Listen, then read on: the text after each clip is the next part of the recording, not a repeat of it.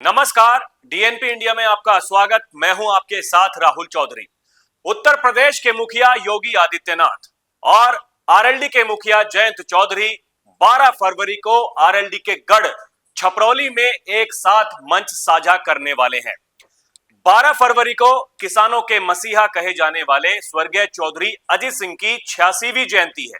इसी मौके पर अजीत सिंह की मूर्ति का अनावरण कार्यक्रम रखा गया है। मीरापुर उपचुनाव के बाद यह पहला मौका होगा जब योगी जयंत की जोड़ी एक साथ दिखाई देगी, क्योंकि छपरौली में पूर्व केंद्रीय मंत्री और आरएलडी के संस्थापक चौधरी अजीत सिंह की मूर्ति के अनावरण का कार्यक्रम एक बार फिर तय हो गया है। प्रदेश के मुख्यमंत्री योगी आदित्यनाथ का कार्यक्रम पहले रद्द कर दिया गया था। कुंभ में शाही स्नान और रविदास जयंती के कार्यक्रमों का हवाला देते हुए यह कार्यक्रम स्थगित कर दिया गया था, लेकिन अब अचानक फिर से कार्यक्रम तय हो गया है। तारीख में भी कोई बदलाव नहीं हुआ है। सोमवार की शाम जैसे ही मुख्यमंत्री योगी आदित्यनाथ का कार्यक्रम तय हुआ तो फिर से कार्यक्रम की तैयारियां शुरू कर दी गई हैं। राष्ट्रीय लोकदल और अधिकारियों ने तैयारियों को बंद कर दिया था। वहीं कार्यक्रम के आने के बाद फिर से तैयारियों में राष्ट्रीय लोकदल और क्षेत्र के अधिकारी जुट गए हैं। छपरौली के श्री विद्या मंदिर कॉलेज में पूर्व केंद्रीय मंत्री चौधरी अजीत सिंह की मूर्ति स्थापित की गई है। कोरोना काल में चौधरी अजीत सिंह के निधन के बाद उनकी यहां मूर्ति लगाई गई थी। कई बार इस मूर्ति के अनावरण का कार्यक्रम रखा गया, लेकिन आज तक यह पॉलिथीन में ही पैक है। लोकसभा चुनाव से पहले भी मूर्ति का अनावरण समारोह होना था, लेकिन अचानक से राष्ट्रीय लोकदल के मुखिया चौधरी जयंत सिंह ने एनडीए के साथ गठबंधन कर लिया था, जिसके बाद कार्यक्रम स्थगित हो गया था। अब फिर से मूर्ति के अनावरण का कार्यक्रम रखा गया है। पहले 12 फरवरी को छपरौली में ही कार्यक्रम रखा गया था। इसमें मुख्यमंत्री योगी आदित्यनाथ और केंद्रीय राज्य मंत्री जयंत चौधरी को आना था, लेकिन अचानक से मुख्यमंत्री का कार्यक्रम रद्द हो गया, जिसके बाद राष्ट्रीय लोकदल और प्रशासनिक अधिकारियों ने कार्यक्रम की तैयारियां बंद कर दी थीं, जिसके बाद राजनीतिक गलियारों में भी चर्चाओं का बाजार गर्म हो गया था। अब फिर से मुख्यमंत्री का कार्यक्रम तय हो गया है। इस संदर्भ में राष्ट्रीय लोकदल के क्षेत्रीय अध्यक्ष योगेंद्र सिंह चेयरमैन ने बताया कि 12 फरवरी को ही कार्यक्रम आयोजित किया जाएगा। इसके लिए मुख्यमंत्री योगी आदित्यनाथ और केंद्रीय मंत्री चौधरी जयंत सिंह का कार्यक्रम तय हो गया है। 12 फरवरी को 1 बजे कार्यक्रम होगा। उन्होंने बताया कि पहले यह कार्यक्रम 11 बजे का था, लेकिन अब यह 1 बजे होगा। उन्होंने बताया कि सभी तैयारियां पूर्ण कर ली जाएंगी। उन्होंने सभी पार्टी के पदाधिकारियों और कार्यकर्ताओं से तैयारियों में जुटने का आह्वान किया।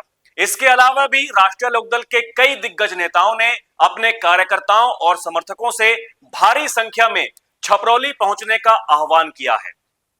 राष्ट्रीय लोकदल के नेताओं द्वारा एक राजनीतिक माहौल बनाने की कोशिश की जा रही है, क्योंकि बीते चुनावों में एनडीए को लगातार सफलता मिली है। ताजा उदाहरण दिल्ली का विधानसभा चुनाव है, जिसके तुरंत बाद योगी और जयंत चौधरी एक बार फिर से साथ होंगे, जिसके तहत 2027 के विधानसभा चुनाव से पहले बीजेपी और राष्ट्रीय लोकदल के द्वारा पश्चिमी उत्तर प्रदेश की जनता को एक बड़ा संदेश देने की कोशिश की जा रही है।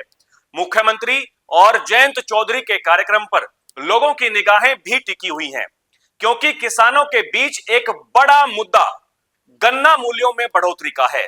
पिछले दिनों जब जयंत चौधरी छपरौली गए थे, तब भी वहां के किसानों ने, वहां के लोगों ने इस मुद्दे को जयंत चौधरी के सामने उठाया था, और तब जयंत चौधरी खुलकर बोलने से बचते हुए दिखाई दिए थे।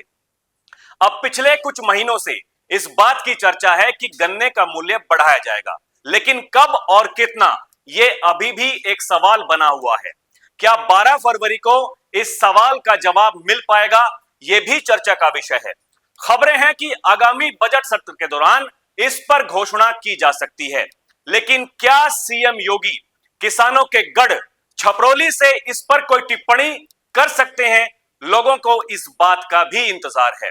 छपरौली पहुंचकर योगी आदित्यनाथ और जयंत चौधरी छपरौली की जनता और किसानों के लिए क्या कुछ घोषणा करने वाले हैं, उसका भी सभी को इंतजार है। और यह इंतजार वहां के लोगों को है और काफी दिन से बना हुआ है, क्योंकि जैसा कि मैंने पहले कहा कि जयंत चौधरी वहां पहले भी गए थे और वहां के लोग लगातार उनसे सवाल पूछते आ रहे हैं कि भाई, जब आप एनडीए के साथ में गए थे तो चुनावी रैलियों के दौरान आपने कहा था कि अगर आप 400 पार सीटें करा देंगे तो गन्ने का भाव भी 400 पार हो जाएगा।